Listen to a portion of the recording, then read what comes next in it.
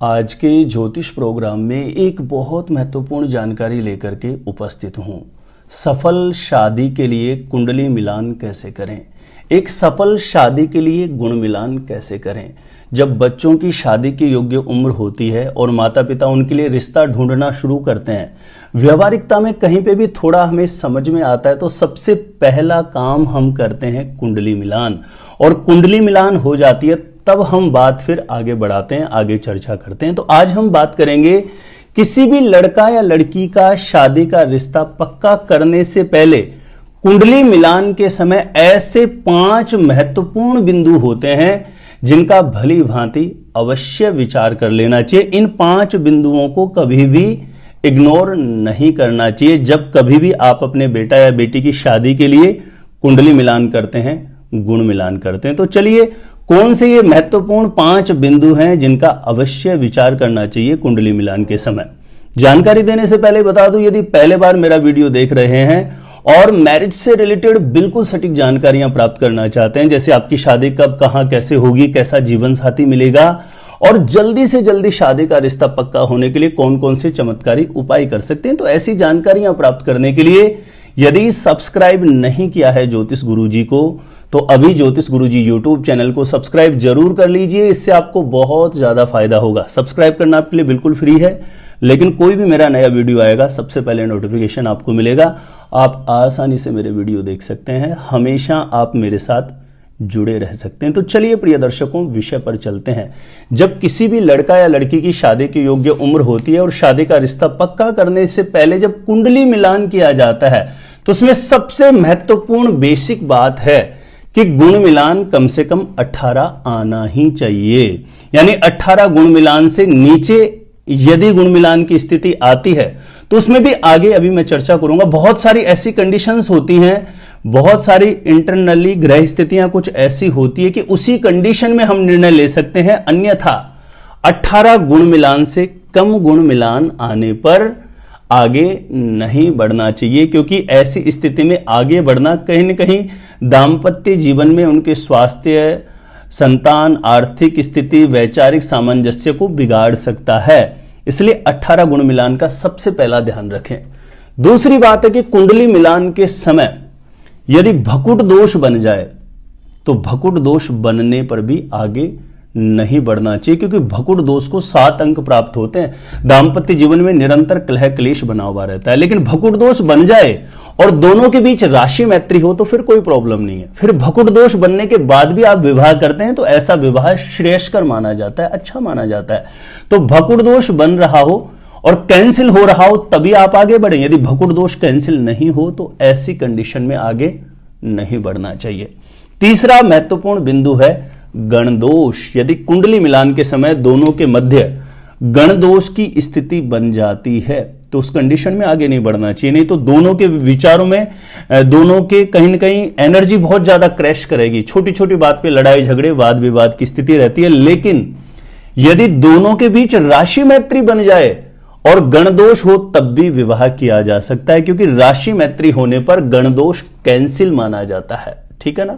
ध्यान रखें, हमेशा कुंडली मिलान के समय कभी कभी बहुत अच्छा रिश्ता हमारे पास आता है और कभी कभी मिलान की स्थिति में कहीं न कहीं हमारे ज्ञान की अनभिज्ञता के कारण भी बहुत अच्छा रिश्ता हमारे हाथ से निकल जाता है। तो सबसे पहले बात तो जो दोष, जिन दोषों का मैं जिक्र कर रहा हूं, यदि वो दोष कैंसिल हो रहे हो तो फिर कोई प्रॉब्लम ही नहीं है आगे बढ़ने में। लेकिन दोष कैंसिल ना हो तो भकुट दोष बनने पे, गण दोष बनने पर आगे नहीं बढ़ना चाहिए। चौथी महत्वपूर्ण कंडीशन है नाड़ी दोष। सबसे बड़ा दोष माना जाता है कुंडली मिलान के समय। यदि लड़का और लड़की के मध्य नाड़ी दोष बने तो यह उनके स्वास्थ्य को बहुत ज्यादा खराब कर सकता है, संतान प्राप्ति में बाधा उत्पन्न कर सकता है। लेकिन नाड़ी दोष के भी कैंसिलेशन के बहुत सारे पॉइंट होते हैं। यदि नाड़ी दोष कैंसिल हो जाए किसी भी प्रकार से तो फिर आगे बढ़ा जा सकता है, लेकिन नाड़ी दोष कैंसिल ना हो और नाड़ी दोष प्रॉपर लग रहा हो तो ऐसी कंडीशन में आगे नहीं बढ़ना चाहिए, क्योंकि ज्योतिषीय ग्रंथों के अनुसार, ज्योतिषीय सिद्धांतों के अनुसार नाड़ी दोष बनने पर किया गया विवाह कहीं न कहीं निरंतर अशांति, क्लेश की स्थितियां, स्वास्थ्य की स्थिति को, संतान पक्ष को खराब कर सकता है। और 5वां जो महत्वपूर्ण बिंदु होता है ना, वो होता है मांगलिक मिलान। अब ये एक ऐसा है किसी लड़का या लड़की की कुंडली मांगलिक है तो कुछ लोग ऐसा समझते हैं कि मांगलिक के लिए मांगलिक ही लड़का या लड़की चाहिए। ऐसा बिल्कुल भी नहीं है, ध्यान देना। एक कुंडली मांगलिक है, दूसरी कुंडली मांगलिक नहीं हो, लेकिन बहुत सारी ऐसी कंडीशन होती है उसके चलते सामने वाली जो कुंडली मांगलिक उसका मांगलिक दोष कैंसिल हो सकता है। ऐसे बहुत सारे सूत्र हैं। बहुत सारे लोगों के पास बहुत अच्छा रिश्ता आता है, लेकिन उनको यह लगता है, जो लोग मांगलिक नहीं है उनको ऐसा लगता है कि मांगलिक लड़का या लड़की से शादी नहीं करनी, और जो लोग मांगलिक है उनको लगता है कि नॉन मांगलिक लड़का या लड़की से शादी नहीं करनी। यह मिथ आपके दिमाग से निकाल दीजिए, क्योंकि मांगलिक नहीं होने के बाद में मिलान के समय बहुत सारी ऐसी स्थितियां होती है, उसके चलते मांगलिक नॉन मांगलिक से कर सकता है, नॉन मांगलिक मांगलिक से कर सकता है। लेकिन किसी कारण से यदि मांगलिक दोष बन रहा हो, कहीं पर भी कैंसिल नहीं हो रहा हो, तो ऐसी कंडीशन में आगे नहीं बढ़ना चाहिए। क्योंकि अनुभव में मैंने देखा है काफी लोगों के साथ, यदि कुंडलियों का प्रॉपर मिलान नहीं हो, मंगल मार्केश होकर के मांगलिक दोष बना रहा है, कैंसिल भी नहीं हो रही है स्थिति में, तो यह दांपत्य जीवन को बहुत ज्यादा खराब कर सकता है। तो ये बहुत बहुत महत्वपूर्ण बिंदु हैं, जरूर विचार करिए। क्योंकि और ध्यान दें, यदि आपको व्यवहारिकता में बहुत परफेक्टली कोई रिश्ता समझ में आता है और किसी दोष की वजह से अगर जो आपको लग रहा है कि हम आगे नहीं बढ़ना, तो प्रॉपर किसी अच्छे एक्सपर्ट एस्ट्रोलॉजर से कुंडली मिलान कराएं। हो सकता है ज्योतिषीय ग्रंथों के आधार पर, ज्योतिषीय जो सूत्र हैं उनके आधार पर वह दोष कैंसिल हो रहा हो।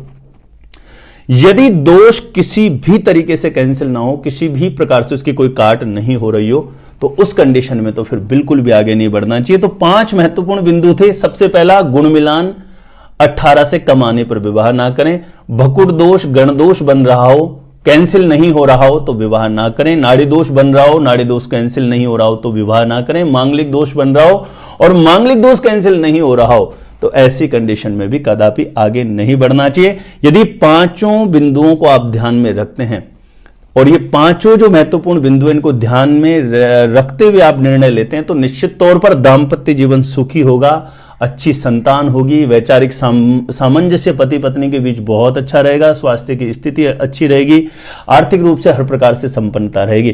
तो ये 5 बिंदु यदि प्रॉपर एकदम सही आते हैं तो निसंकोच रूप से आपको फिर निर्णय लेने की स्थिति में आगे बढ़ना चाहिए। इन 5 बिंदुओं का ध्यान रख करके लिया गया निर्णय कहीं ना कहीं एक सफल शादी का, सफल दांपत्य जीवन का संकेत देता है। मेरे द्वारा अपनी जन्म पत्रिका का सटीक मिलान करवाने के लिए, अपनी कुंडली का विश्लेषण करवाने के लिए जो स्क्रीन पर नंबर दिया गया, आप मुझे यहां पे संपर्क कर सकते हैं, कांटेक्ट कर सकते हैं। आज के लिए इतना ही था। देखते रहिएगा आप हमारा ज्योतिष गुरुजी यूट्यूब चैनल।